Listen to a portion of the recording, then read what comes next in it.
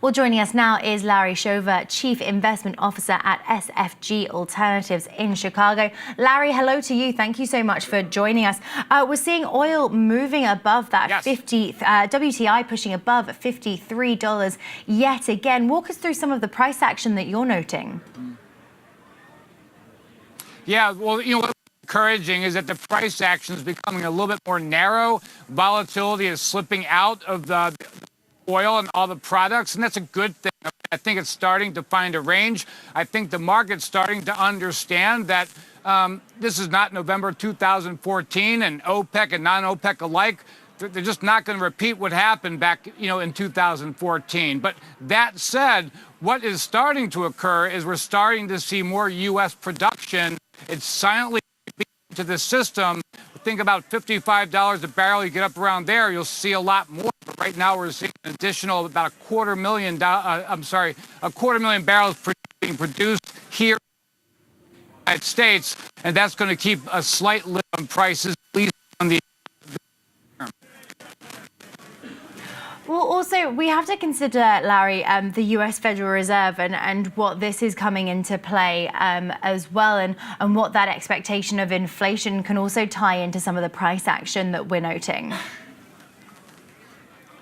Yeah, it's funny. This is a inflation rotation that we've 3 months. But particularly so since the election. It's really affected all commodities and all equity markets, as we would, all agree. With that said, it seems to be everybody's just pricing in the good news and not the bad news. No one's worried about the dollar or the deficits or perhaps what inflation could do to the market or interest rates or trade agreements, et cetera. So it just seems like overall we're just seeing like volatility is just collapsing a little bit on all asset classes. Well, I wanted to touch on iron ore. Obviously, domestically for Aussie miners, this is certainly one that we focus on. And we're certainly seeing toppy bulk iron ore seen declining in 2017. We've had some analysts coming through saying after surging to a 2-year high. We have a chart perhaps to show for viewers. And this chart, in fact, shows 2 years from the metals bulletin. But certainly iron ore, Larry, seem to be declining. What are some of the price forecasts that you're noting?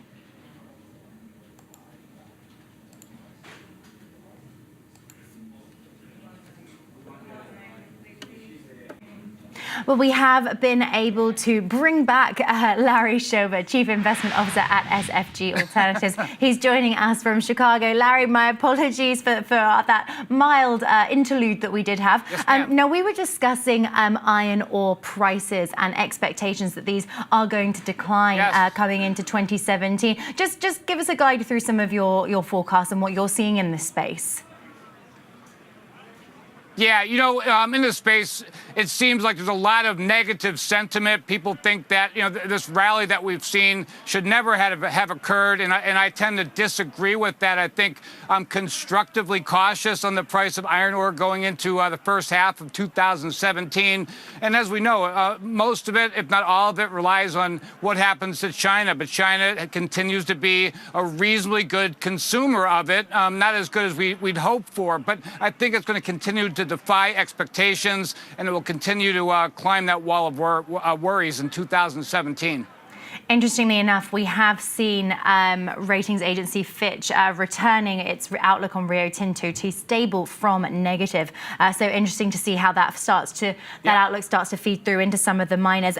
Just a word on kind of outlook and strategy looking ahead, Larry. It does seem that markets are kind of pricing in all the good stuff and ignoring some of the potential political and monetary policy consequences. How are you positioning yourself, and how are you advising clients to position themselves with that in mind?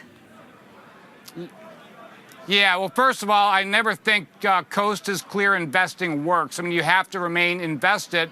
However, I continue to stay underweight equity market in place of having cash. And it's not so much that I'm negative on the equity market, but what I am more positive on is the amount of shocks that we'll probably see in 2017, whether it's misfortune, whether it's inflation, who knows what it will be, emerging market stress.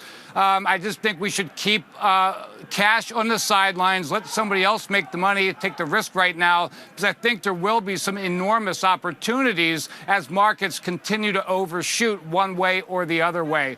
That said, I still like Japan. I think, a low yen versus US dollar, great for earnings for Japan.